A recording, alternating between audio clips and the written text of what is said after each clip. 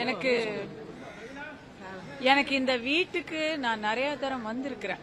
இந்த வீட்டில் நான் வந்து அவங்கள மிக நல்ல மனதுக்கு இனிமையான நினைவுகள் நிறைய இவங்க ஒவ்வொரு தரம் இங்க சந்திக்கும் பொழுதும் நல்ல நிகழ்ச்சிகளுக்காக ஒரு தரம் சோனுவை என்னுடைய தயாரிப்புல நடிக்க வைக்கிறதுக்கெல்லாம் ஒரு தரம் ஒரு பேச்சுவார்த்தை நடந்தது. இப்படி எல்லாமே நல்ல நல்ல விஷயங்கள்லாம் இந்த இனிமையான நினைவுகள்லாம் இந்த வீட்டில் எனக்கு இருக்கு. ஆனா இன்னைக்கு வந்து பாக்யராஜ் அவர்களை இப்படி பாக்குறது வந்து நான் நினைக்கல. பொதுவா நான் சென்னையில கூட இருக்கிறது இல்ல. இருக்கிற அன்னைக்கு அது என்னவோ தெரியல, இப்படி 10 நாளா இருக்குமா பாரத் ராஜா சார் மறைந்து 3 வீக்ஸ் 2 வீக்ஸ் குரு மறைந்து சிஷ்யனும் பின்னாடியே போயிட்டாங்க.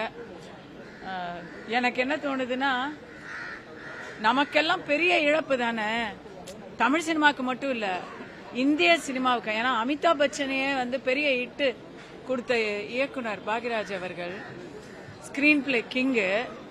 இப்போ குருவும் சிஷ்யனும் சேர்ந்து சொர்க்கத்திலேயே வந்து மிகப்பெரிய ஹிட் படங்கள் கொடுக்க போறாங்க. அப்படி நம்ம நினைச்சு அவங்கள கொண்டாடணும். ஏன்னா இவங்க எல்லாரும் வந்து என்னைக்குமே மரணம் கிடையாது. இப்படிப்பட்ட மகத்தான கலைஞர்களுக்கு மரணம் கிடையாது இல்லைங்க.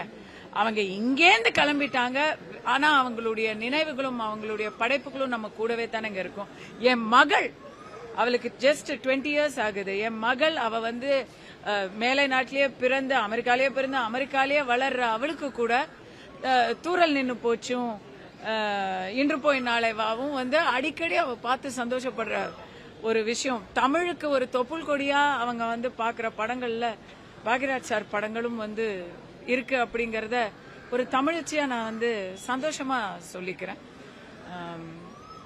அன்னாருடைய ஆன்மா சாந்தி அடைய. எனக்கு பூர்ணிமா மேடத்தை பாக்குறதுக்கும் சோனுவை பாக்குறதுக்கும் ரொம்ப கஷ்டமா இருக்கு. இருந்தாலும் நிஜமா சொல்றேன், மனசார சொல்றேன், எந்த வலியும் இல்லாம 5 நிமிஷத்துல வந்து சம்பவம் நடந்துருச்சுன்னு பூர்ணிமா மேடம் சொன்னாங்க. அது ஒரு வகை புண்ணியாத்மாக்கு தான் கிடைக்குங்க. அது ஒரு வகை கடவுள் கொடுத்த ஒரு பிளெஸிங் தான். அது கூட அவரை இழந்து வாடுற அவருடைய குடும்பத்தாருக்கும் நமக்கும் தான் அது மிகப்பெரிய இழப்பு. ஓம் சாந்தி.